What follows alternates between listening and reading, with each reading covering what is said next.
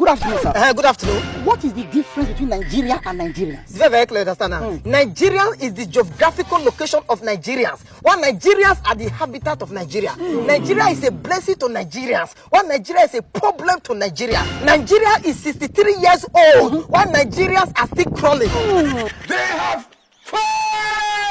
Do you know that Nigeria is rich, but Nigerians are poor? Nigeria is blessed with oil, but Nigerians are suffering because of oil. Nigeria is free of its colonial masters, but Nigerians are running to the land of their colonial master for survival. Nigeria have leaders, but Nigerians lack leaders. Nigeria have a great future, but Nigerians are so myopic to picture the future. Nigeria is blessed with mineral, but Nigerians are suffering from political diabetes. My brother, do you know that as I speak to you now, the person that sang "The Land is Green" is no longer in the land. She's in another land looking for greener pastures. They told us that education is the key. But do you know that yesterday I see my classmates for international airport, they said padlock? This is a country where every man wants to trample on another man to be elevated. A country where professors are made professors just to announce the result when literate one theater office. As I speak to you now, do you know that the salary of an average policeman is 50 liters of fuel? From here to Shogotendo, that be the salary. My brother, do you also know that the salary of a soldier man is not enough for him to go and see his family to and fro? As I speak to you now, our scholars are flying out, our engineers are flying out, our doctors are flying out, our professors are flying out, our graduates are flying out, and still the economy of this country is yet to take off. As I speak to you now, 3 sets of people are left in this country. Those who are running, those who are running for election, and those who hit the ground running. Do you know that we are no longer a country? We are now a group of people waiting for their visa to come out. That's what I say. So you mean this full Nigeria now embassy? Yes, those who remain and those who they deny. Get out of here. My brother, Nigeria is blessed, but Nigerians are wicked. Every man is waiting for the next man to fail, and yet you want the country to succeed. Wickedness, bitterness, self-entitlement, immediate gratification is the fastest mobilization to corruption. You don't need transport. I want to harvest you.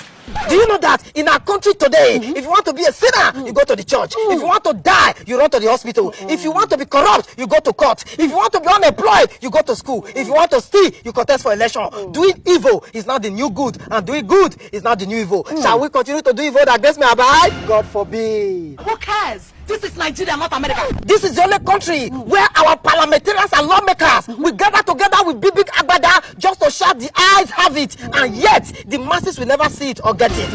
In those days, God will send his prophet to go and warn and advise kings and leaders. But in our time, our leaders are the ones advising our prophet from spiritual pulpit to political pulpit. But the matter of them all and the general overseer of them all is our corrupt leaders. There is a difference between a public servant and a public master. When a public servant becomes a public master, then absolute power corrupts absolutely. Do you know that before this country was created, corruption was created, and on the altar of corruption was this country created? Our colonial master were smart enough to have left us in a humpity-dumpty situation. But today, it's still a big shock today that we are still striving. We are even 63 years old, going to 64. It was because of this colonial corruption that a great man called Herbert Macaulay led the first protest in this country, and over time, the gathering of this comrades was given a name called NYM, the Nigeria Youth Movement of 1934. And later, Herbert Macaulay and a few others formed the National Council of Nigeria and Cameroon, NCNC, having Herbert Macaulay as the president and Nnamdi Azikiwe as the secretary. Then the NYM now become AG, the Ashok group led by Awolowo, the famous cocoa farmer. And the struggles of this group led to the manifestation of the Richard Constitution of 1945 to 1954 that gave birth to Nigeria's into 3 majorities: the Northern, the Western, and the Southern Protectorate. And so we had the NPC, the Northern People's Congress, led by Sir Ahmadu Bello for the North, and then we had the AG, the Ashok group, led by Awolowo for the West, and then we had the NCNC, the National Council for Nigeria and Cameroon, led by Nnamdi Azikiwe for the East.